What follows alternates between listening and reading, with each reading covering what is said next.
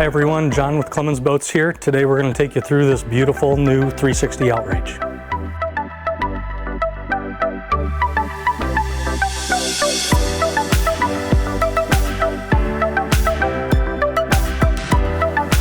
Alright, so let's start at the back of the boat and work our way forward. Here, right on the transom in the center line, you've got a 45-gallon bait well / live well. And I think Jason got in the photo already. To start things off, this one is powered with the twin 600 Mercury V12s. Awesome power for the boat. It tops out speed rating 60-62 mile an hour. You'll cruise real nicely at about 35 mile an hour. Fuel burn about 40 gallons per hour at cruise. Moving forward from there, we've got the fold down bench seat here in the back.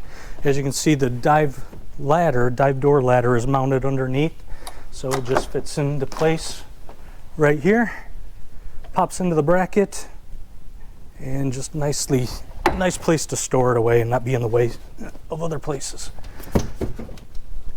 Then your bench seat in the back, easy 2-person, maybe 3, and I think Jason's getting a video of the hardware on this seat. Speaks volumes for how these things are built, just if you just look at the basic hardware for a seat. Going forward from there, I'm going to flip this back up because we might get in the bilge. Forward from there, you've got a couple aft-facing seats here, storage underneath each one of them. They are on friction hinges, which I love because then you can pop it up, fish everything out with 2 hands instead of holding the cushion up with one and trying to fish with the other. And then the backrest also doubles as a table here. So whether you're out fishing or entertaining, just a nice place to either cut bait or have some appetizers and things like that sitting out.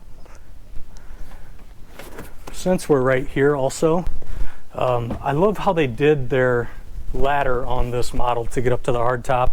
I know we don't do upper stations here on the Great Lakes very often, but people still do like to get up there, jump off. The kids do jump off into the water or go up and watch fireworks, but it really makes it real nice. You've got a step here, steps all the way up, and you can just jump right on up, whereas a lot of the boats have the ladders off to the side and they're thin and just a little harder to navigate.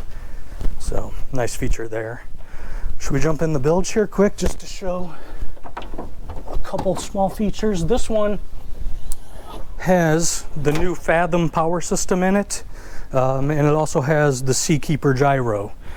So the Fathom helps power that Seakeeper gyro. It is basically a generator replacement that uses a battery system, like an inverter system, to help power all of that.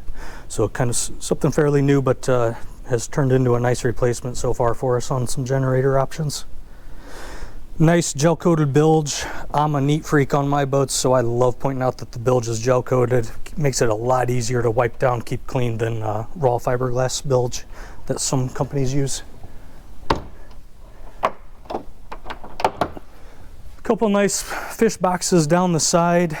I'll pop one open here real quick. You can use them as fish boxes, or just as some nice storage for fenders, bigger items like that.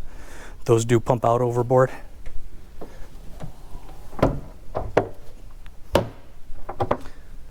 So I'm sure you can tell too, we put the gray upholstery option in this boat. I think it looks really great with the hull color that we chose for it. Going up to the helm, 3-row seating, or not three row, but 3 seats across.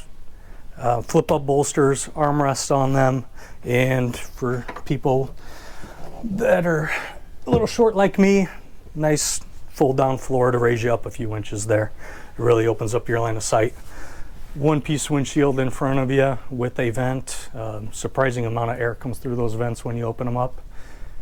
And this one, we have the twin 16-inch Simrads on it, and Boston Whaler and Simrad teamed up, and their new digital switching is really nice. I'll show you something real quick once it loads up here. A lot of cool features in this. They've taken a lot of the dashes off a lot of the switches off the rest of the dash to clean it up nicely, and then a lot of your systems are just controlled through the Simrad unit. So here you've got lighting, switches, gauges, you've got all your different available lights, different colors that you can choose. You can switch over to the switches, and now you're looking at wipers, your rear sunshade, which this boat does have. I don't think we pointed that out, but you just push it real quick, retracts or deploys, either one. And you can stop it, you can let it go all the way out, or you can stop it halfway, wherever you want. You get the idea there. And then the last option is your gauges. It says gauges, but it's your fuel gauge, your water, and your waste tank, and a couple other options in there. So just some really nice features that Simrad and Whaler teamed up on. From there, you know, the rest of the dash, pretty straightforward. You've got a small knob over here for your stereo controls, because that all is controlled in the gauges, or in the Simrad units themselves too. But this is a quick volume adjustment. And there are a couple other remotes mounted throughout the boat for the stereo. Coming over here to the joystick, pretty much everything we stock these days, 28, 30 foot and up, is going to have the joystick system on it. Mercury's got some great features that, you know, we'll kind of cruise through it right now, but has every joystick powered Mercury boat has autopilot and skyhook as well. Skyhook is basically your satellite anchoring system, is the easiest way to describe it. If you're waiting at a bridge to go up, push the skyhook, it holds you in that spot until you disengage it. Nice trim tabs there with indicators on them, things you'd expect on this style boat. And then your seat keeper controls up here, and a little glove box, which actually, I show this to everyone. I always use this. It kind of doubles as a rear view mirror, because again, it's on friction hinges. You can put it in any position you want, and you can see what's going on behind you. Although that may not be the intent of it. On your side, I'll show you here. Couple trolling seats on either side that pull out, whether you're a fisherman or not. Those are just a couple nice extra seats to have on here, and they are inside the canvas enclosure. If you're in inclement weather, the whole area here does close off around the hardtop, around the back of the seats here, so you can fit a few people inside, stay dry if it's raining, keep warm. A nice bonus that they fit the seats here inside that canvas too. Since we're walking by the head, you want to take a look in there. I'll jump in there quick. Nice tall head. I'm 5'9", plenty of room for someone taller than me to still be able to stand up in here. Head behind me with a built-in shower here, pull out, that does clip up here. And then they now have a mid-30s boat with sleeping capacity in it, so just fold that down and you've got a nice, easily two-person sleeper there. Nice and long, plenty of room to lay down for even someone taller, much taller than me. To the bow, big sun pad up here, flip down armrest all the way across, USB ports where it's important up here. Pretty much everyone up here is the ones controlling the stereo and plugging their phones in. So one there, one on each side on the bow also. And underneath, let Jason pan around here, underneath the cushion, you've got a little bit of storage, dual buckets, nice place to lay canvas, which is what we've done here. And the table for the bow is stored underneath, which there is also a cushion that goes on top of that to make a bigger sun pad here, and I'll show you what else that does. On either side, you've got these flip-up backrests as well that come up, one on either side. Very comfortable, especially if you have the other pad in there. It really gets comfortable in there. Down in the center, nice big fish box down here, they'll call it. Doubles as storage. We've got life jackets down there right now, and there's room for more. Lots of new boat smell on there. A lot. And then up in the bow, just your typical windlass locker, anchor locker.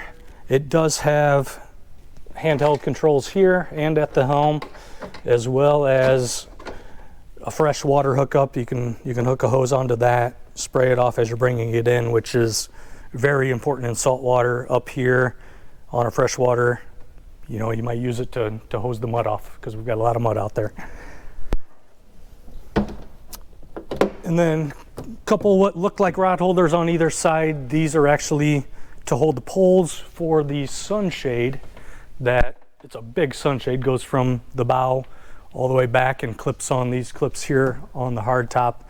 Gives you just a ton of nice shade coverage up here. A little bit of storage under those seats. I don't think we need to flip those up right now, but from there that pretty much wraps it up on this boat. Up top we've got spotlight, radar. I'm sorry, I'm jumping around a little bit there in the end. But that's it. If you have any questions that I didn't answer in this video, give us a call, shoot us an email, whatever works best for you.